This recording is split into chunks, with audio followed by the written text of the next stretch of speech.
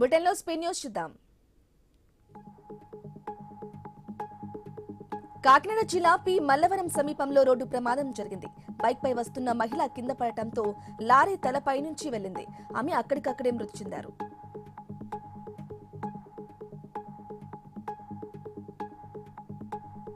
కేంద్రం తెచ్చిన 4 కొత్త కార్మిక కోడ్లకు వ్యతిరేకంగా ఆదిలాబాద్లో కార్మికులు ఒకరోజు సమ్మె చేశారు.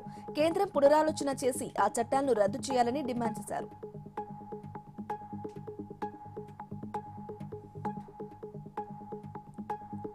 సంగారెడ్డి జిల్లా జైరాబాద్ లో కార్మికులు విధులు బహిష్కరించారు. కేంద్రం తెచ్చిన లేబర్ కోడ్లను తక్షణమే రద్దు చేయాలని డిమాండ్ చేస్తూ నిరసన తెలిపారు.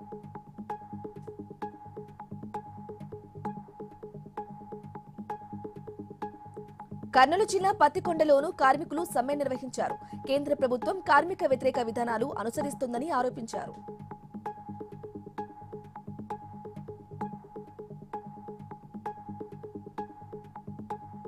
నిర్మల్ జిల్లా బైంసాలో దొంగతనం కలకలం రేపింది. తాళం వేసిన అజర్ హుసేన్ అనే వ్యక్తి ఇంట్లోకి చొరబడి బంగారం, వెండి, లక్షన్నర నగదు కాజేశారు.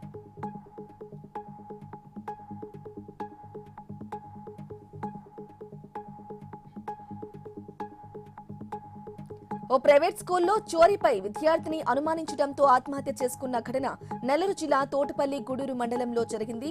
గమ్మలపాలెనికి చెందిన సుదీప్ ని టీచర్లు మందలించడంతో చనిపోయినట్లు కుటుంబ సభ్యులు ఆరోపించారు. నంద్యాల జిల్లా నందికొట్కూరులో మున్సిపల్ కార్మికులు రోడ్డుపై పడుకుని నిరసన చేపట్టారు. దేశవ్యాప్త సమ్మెలో భాగంగా పటేల్ సెంటర్లో రాస్తారోకో నిర్వహించారు.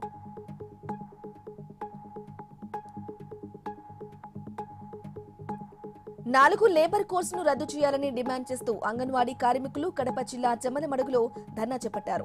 ఎంపీడీఓ ఆఫీస్ వద్ద ర్యాలీ తీశారు. ఆర్డీఓ సాయిశ్రీకి వినతి పత్రం అందజేశారు.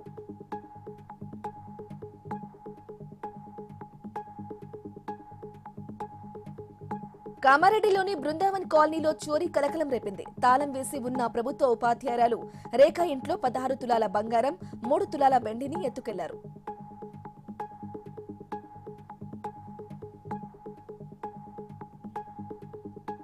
మహాశివరాత్రి సందర్భంగా కాకినాడ జిల్లా సామర్లకోటలో ఘనంగా ఏర్పాట్లు చేశారు. భీమేశ్వర ఆలయానికి వచ్చే భక్తులకు త్వరగా దర్శనం అయ్యేలా జాగ్రత్తలు తీసుకుంటున్నామని ఈవో నీలకంఠం తెలిపారు.